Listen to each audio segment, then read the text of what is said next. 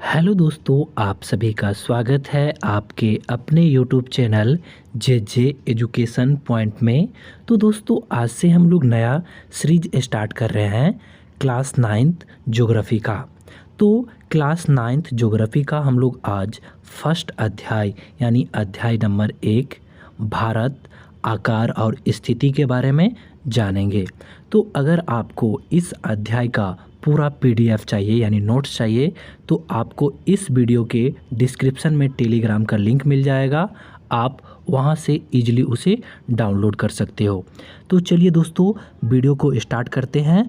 और अगर आपको ये वीडियो पसंद आए तो वीडियो को शेयर, सब्सक्राइब और लाइक करना ना भूलें। भारत विश्व की प्राचीनतम संस्कृतियों में से एक है। पिछले 5 दशकों में भारत ने सामाजिक, आर्थिक रूप से बहुमुखी उन्नति की है। तो भारत विश्व की प्राचीनतम संस्कृतियों में से एक है। पिछले 5 दशकों में भारत ने सामाजिक, आर्थिक रूपों से जो है बहुमुखी उन्नति की है। भारत का जो इतिहास है वह विश्व में काफ़ी पुराना है। ठीक है, भारत का जो इतिहास है वह विश्व में काफ़ी ज़्यादा पुराना है। अब हम भारत की स्थिति के बारे में जानेंगे। ठीक है, तो भारत एक विशाल देश है। जैसे आपको भी पता है कि भारत एक विशाल देश है। यह उत्तरी गोलार्ध में स्थित है। जैसे कि आपको वर्ल्ड मैप दिख रहा है, यह वर्ल्ड मैप में यह जो आपको काल्पनिक रेखा दिख रहा है इसे भूमध्य रेखा कहते हैं। तो यह पृथ्वी को 2 अलग अलग भागों में विभाजित करता है, उत्तरी और दक्षिणी। तो भारत का आप जो वर्ल्ड मैप में देखोगे, भारत जो है वह उत्तरी गोलार्ध में स्थित है। ठीक है, इसी में अगला पॉइंट है, इसका मुख्य भाग 8 डिग्री 4 मिनट उत्तर से 37 डिग्री 6 मिनट उत्तर अक्षांश तथा 68 डिग्री 7 मिनट पूरब से 97 डिग्री 25 मिनट पूरब देशांतर तक है। तो जैसे कि आप इसको मैप से समझिए, यह जो वर्ल्ड मैप है, यह जो आपको लाइन दिख रहा है, ठीक है, इसे अक्षांश कहते हैं। ठीक है, और यह जो खड़ी वाली लाइन जितने भी दिख रहे हैं इसे देशांतर कहते हैं। तो भारत जो है वह 8 डिग्री 4 मिनट उत्तर से 37 डिग्री 6 मिनट उत्तर अक्षांश में है तथा देशांतर की बात करें तो 68 डिग्री 7 मिनट पूरब से जो है 97 डिग्री 25 मिनट पूरब देशांतर में स्थित है। ठीक है, तो यही यह पॉइंट है।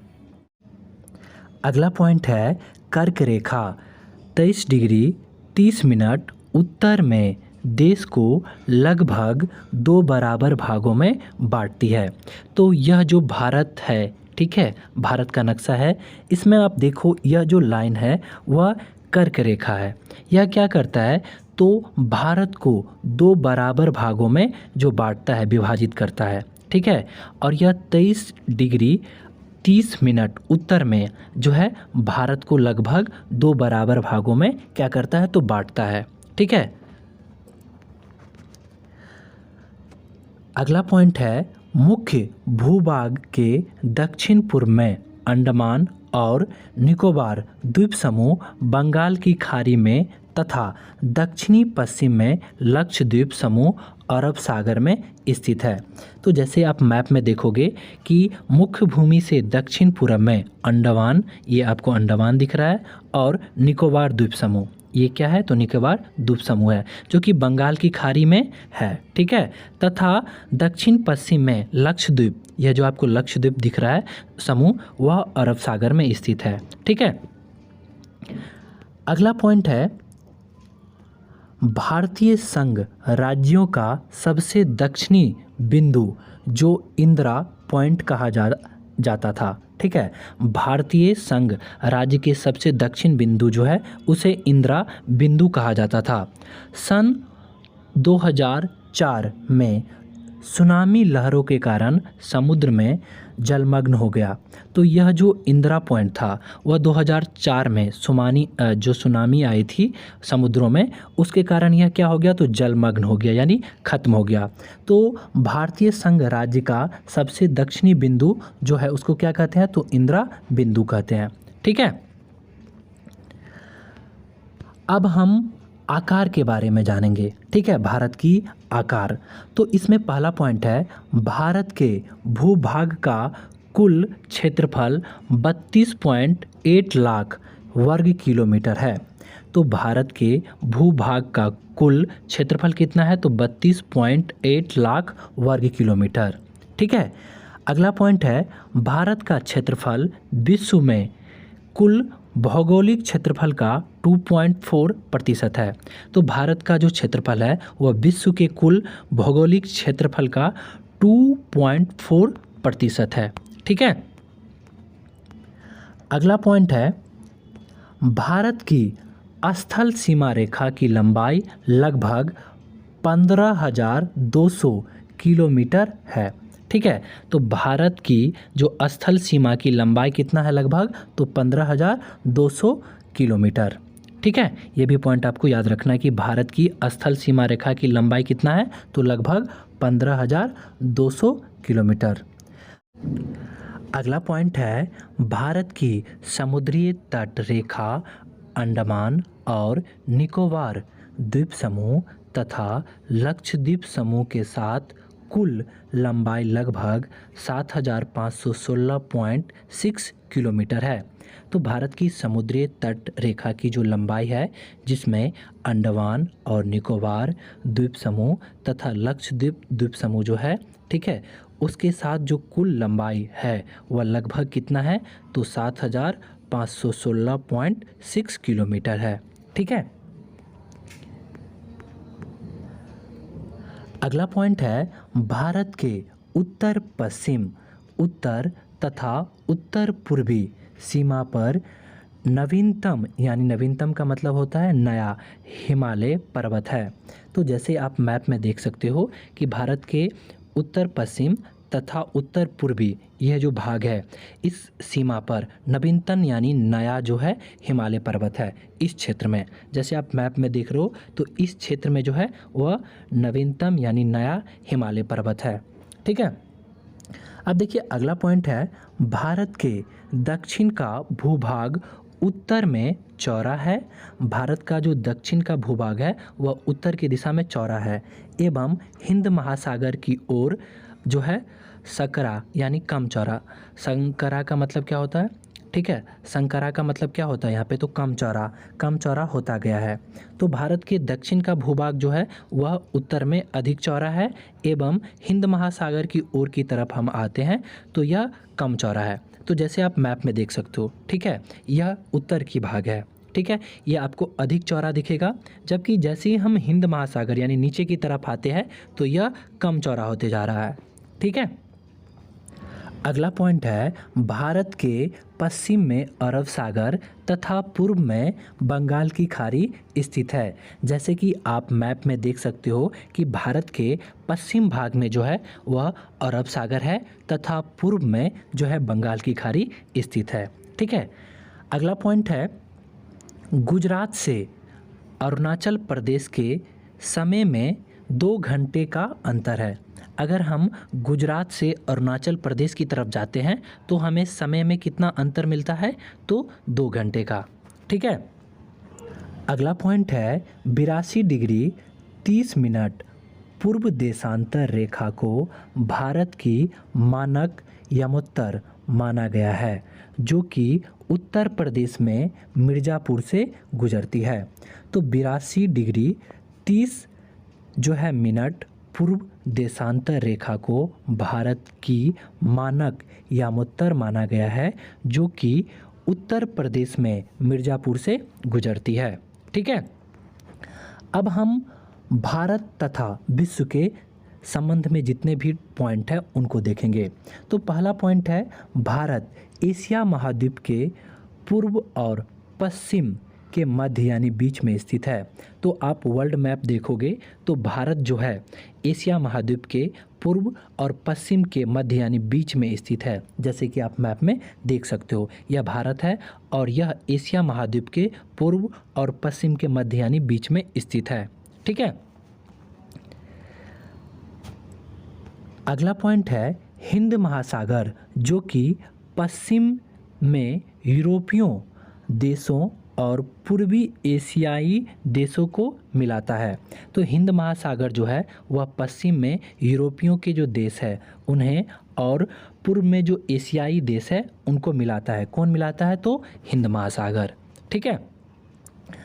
अगला पॉइंट है इसमें, हिंद महासागर में किसी भी देश की तटीय सीमा भारत जैसी नहीं है। हिंद महासागर में जो है किसी भी देश की तटीय सीमा जैसा भारत का है वैसा किसी का भी नहीं है।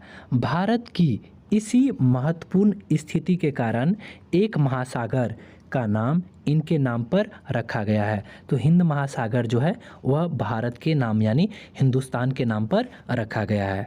ठीक है।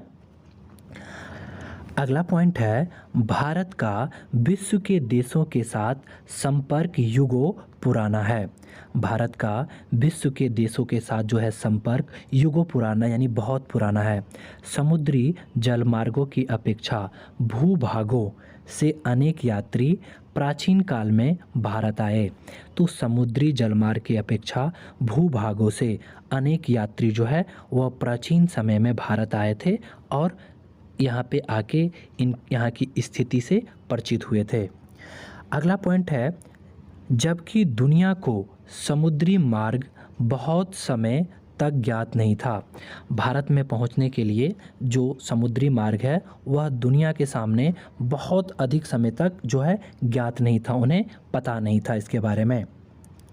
अगला पॉइंट है, इस मार्गों से प्राचीन समय से विचारों और वस्तुओं का आदान प्रदान होता रहा है। इन्हीं मार्गों से, जो स्थल मार्गों से व्यापार होता था, ठीक है, जो विदेशी आए, इसी मार्गों से प्राचीन समय से विचारों और वस्तुओं का जो है आदान प्रदान यानी व्यापार हुआ करता था। ठीक है। अगला पॉइंट है इसी प्रकार उपनिषदों के विचार, रामायण तथा पंचतंत्र की कहानियाँ भारतीय अंक एवं दशमलव प्राणी आदि संसार के विभिन्न भागों तक पहुंच सके। इसी मार्ग जो भूभाग जो मार्ग है, ठीक है, रास्ता था स्थलीय मार्ग, इसी से जो हमारा उपनिषद है, रामायण है तथा पंचतंत्र है, ठीक है, तथा भारतीय अंक एवं दशमलव प्राणी जो है आदि जो है संसार के विभिन्न भागों में तक पहुंचा। ठीक है। इसी में अगला पॉइंट है, मसाले, कपड़े एवं भारत के अन्य सामान व्यापार के लिए ले जाया जाने लगे। ठीक है। इसी जो भूभाग रास्ते थे, इसी से मसाले, कपड़े एवं भारत के अन्य सामान जो व्यापार के लिए उस समय चल रहे थे उसे ले जाना, एक देश से दूसरे देश तक ले जाया जाता था। ठीक है। अगला हमारा पॉइंट है भारत के पड़ोसी देश। तो अब हम भारत के पड़ोसी देशों के बारे में जानेंगे। तो देखिए, भारत का दक्षिण एशिया में एक महत्वपूर्ण स्थान है। भारत का दक्षिण एशिया में एक महत्वपूर्ण स्थान है। अगला पॉइंट है, भारत में 28 राज्य और 8 केंद्र शासित प्रदेश है। वर्तमान में जो भारत में है 28 राज्य और 8 केंद्र शासित प्रदेश है, जबकि बुक में आपको 29 राज्य और 7 केंद्र शासित प्रदेश दे रखा है। ठीक है। अब हम भारत के पड़ोसी देशों के नाम को देखेंगे। तो देखिए, उत्तर पश्चिम में पाकिस्तान और अफ़गानिस्तान है। भारत के उत्तर पश्चिम में जो है वह पाकिस्तान और अफ़गानिस्तान है, जबकि उत्तर में जो है चीन, तिब्बत, नेपाल और भूटान है। पूर्व में म्यांमार और बांग्लादेश है। ये जो जितने हम अभी देश का नाम देखे हैं, इन सभी के साथ स्थलीय सीमा लगता है। ठीक है। इन सभी के साथ जो है भारत का स्थलीय सीमा लगता है, जबकि दक्षिण में समुद्र पार हमारे 2 पड़ोसी देश है, श्रीलंका और मालदीव। ठीक है। तो दक्षिण में जो है समुद्र के पार हमारे दो पड़ोसी देश है, कौन कौन से है, तो श्रीलंका और मालदीव। यहाँ पे एक महत्वपूर्ण पॉइंट है एग्जाम के दृष्टिकोण से कि भारत और श्रीलंका के बीच छोटा समुद्रीय रास्ता पाक जल संधि तथा मन्नार की खाड़ी है।